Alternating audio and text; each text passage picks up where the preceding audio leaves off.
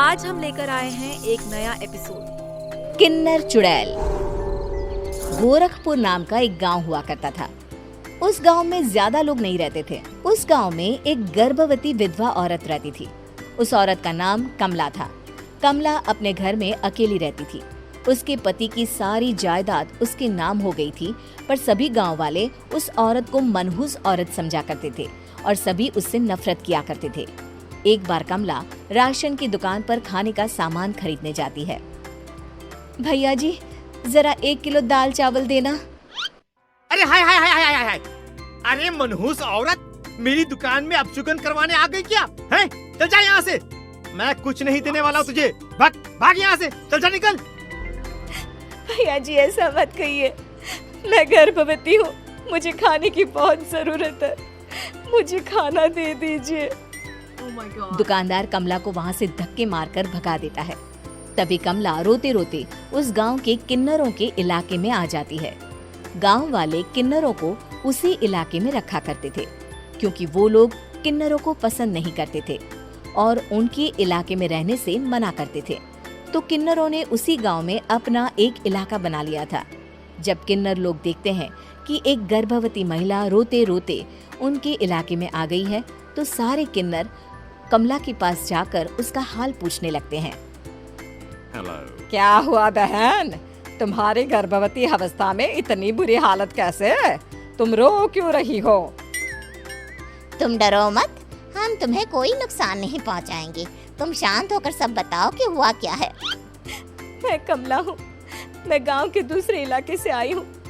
2 महीने पहले ही मेरे पति की मौत हुई है। मुझे गांव के लोग मनहूस मानते हैं, क्योंकि मैं विधवा हूँ और गर्भवती भी। वहाँ के लोग मुझे खाने के लिए कुछ बेचने के लिए भी तैयार नहीं, जिससे मेरा गुजारा नहीं हो रहा था। कोई बात नहीं कमला, हम तुम्हारा ख्याल रखेंगे। किन्नर लोग कमला को एक खाली घर में रहने के लिए जगह दे देते हैं और उसकी देखभाल भी करते हैं।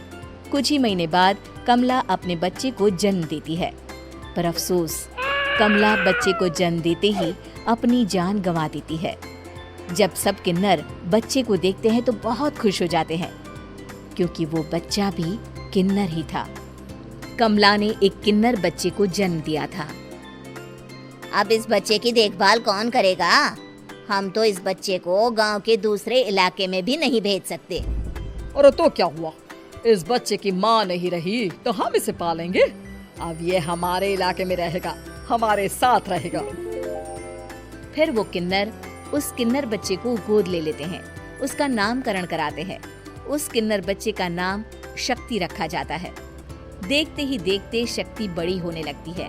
उसके रंग रूप बहुत सुंदर थे। वो बहुत सुंदर किन्नर दिखती है। एक दिन शक्ति एक किन्नर से पूछती है, माँ जी सुनिए ना, ये गांव के दूसरे इलाके में भी तो लोग रहते हैं, तो हम वहाँ क्यों नहीं जाते? हम उनसे अलग क्यों रहते हैं? शक्ति, क्योंकि वो लोग हमारे जैसे नहीं, वो लोग हमें पसंद नहीं करते, इसीलिए हम उनसे अलग रहते हैं। क्यों? वो हमें क्यों पसंद नहीं करते? मुझे एक बार उस इलाके में जाना है। मैं एक बार वहाँ जाकर घूम कर आऊँ। शक्ति, खबरदार, जो तू उस इलाके में कभी भी गई तो अपनी जान नहीं गंवाना चाहती तो उस इलाके में कभी कदम भी नहीं रखेगी, समझी? इतना कहकर वो किन्नर वहाँ से चली जाती है। शक्ति उस किन्नर की बात सुनकर बहुत रोती है। माँ जी, ऐसा कैसे कह सकती है? उन्होंने इतनी सी बात के लिए मुझे इतना डांटा। अब तो मैं उस इलाके में जरूर जाऊंगी। फिर एक दिन शक्ति गांव के दूसरे इलाके में चुपके से जाती है। ये लोग तो हमारे जैसे ही इंसान हैं, तो ये हमसे नफरत क्यों करते हैं? जब शक्ति उस इलाके में पहुंचती है तो गांव के सारे आदमी उसके रूप से मोहित हो जाते हैं। वो लोग ये अंदाजा नहीं लगा पाते कि वो किन्नर है। शक्ति की सुंदरता देखकर सारे गांव वाले उसकी तारीफ करने लगते हैं। तभी गांव का चक्कर लगाने गांव के जमींदार का बेटा हर्ष वहां पहुंचता है। हर्ष भी दिखने में बहुत सुंदर होता है। जब हर्ष ने शक्ति को देखा तो वो भी उससे मोहित हो गया, और जब शक्ति की नजर हर्ष पर पड़ी तो वो हर्ष को देखकर मोहित हो गई। आपको पहले कभी इस गांव में देखा नहीं। इस गांव में आप नए हैं क्या? जी नहीं, वो मैं बस।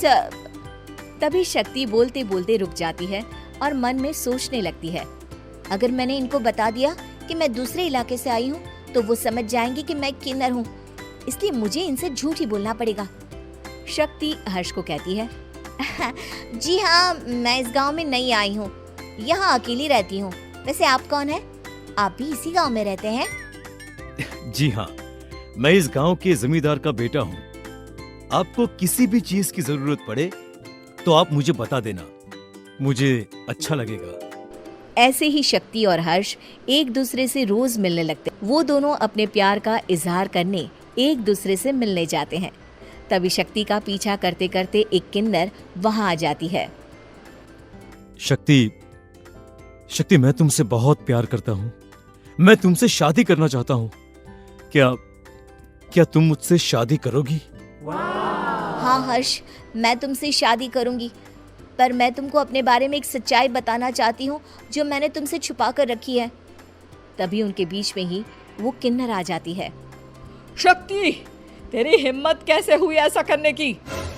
वो किन्नर शक्ति को खींचकर गांव के जमींदार के पास ले जाती है। हर्ष भी वहां शक्ति को बचाने के लिए पहुंच जाता है। जमींदार शक्ति और हर्ष के प्यार के बारे में सुनकर गुस्से में आ जाता है और शक्ति को गांव के बाहर निकालने की सजा देता है। शक्ति ये बात सहन नहीं कर पाती और कुएं में कूदकर अपनी जान दे देती है। जमींदार हर्ष की शादी गांव की एक लड़की से करवा देता है, पर हर्ष इस शादी से खुश नहीं होता। शक्ति अपना बदला लेने के लिए मरने के बाद किन्नर चुड़ैल बन जाती है। अब मैं इन गाँव वालों को नहीं छोड़ूंगी, अब इनसे मैं अपने प्यार का बदला लूंगी। किन्नर चुड़ैल गांव वालों को परेशान करना शुरू कर देती है। एक बार वो रात को गांव के खेतों में पहुंच जाती है और वहां आग लगा देती है। सारी फसल जल के राख हो जाती है। जब एक आदमी रात को उठकर देखता है कि खेत में आग लग गई है तो वो वहां पहुंच जाता है। वो देखता है कि खेतों के बीचों बीच एक किन्नर चुड़ैल खड़ी है और वहां खड़े होकर ताली बजा रही है। गांव वाला किन्नर चुड़ैल को देखकर बेहोश हो जाता है। जब सुबह उस आदमी को होश आता है तो वो सीधा जमींदार के पास जाता है। अरे जमींदार साहब, अरे वो किन्नर चुड़ैल ने मेरी सारी फसल चला दी। अब मैं क्या करूंगा? क्या होगा मेरा? जमींदार चुड़ैल किन्नर का नाम सुनते ही सब कुछ समझ जाता है। अब वो बहुत डर जाता है। उसी रात को जब जमींदार डर के मारे अपने कमरे में सो नहीं पाता, तभी वहां अचानक से किन्नर चुड़ैल आ जाती है। किन्नर चुड़ैल जोर जोर से जमींदार के आगे खड़ी होकर हंसने लगती है और ताली बजाने लगती है। जमींदार उस डरावनी किन्नर चुड़ैल को देखकर बहुत डर जाता है। तूने मेरे साथ बहुत बुरा किया, अब मैं तुझे जान से मार दूंगी। नहीं नहीं नहीं नहीं नहीं, मुझे माफ कर दो, मुझे मत मारो। मैं कभी ऐसा दोबारा नहीं करूंगा। अब तुम जो बोलोगी वही मैं करूंगा।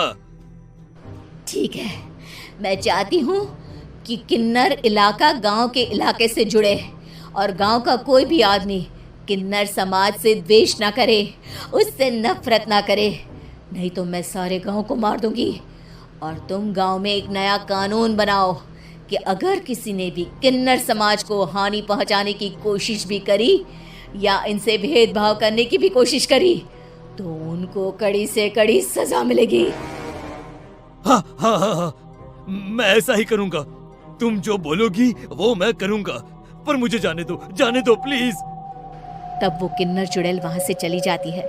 गांव का जमींदार किन्नर चुड़ैल का कहा मानते हुए दोनों इलाकों को एक कर देता है और नया कानून भी लागू कर देता है। तब से वहां किन्नर समाज और बाकी गांव वाले शांतिपूर्वक रहने लगते हैं।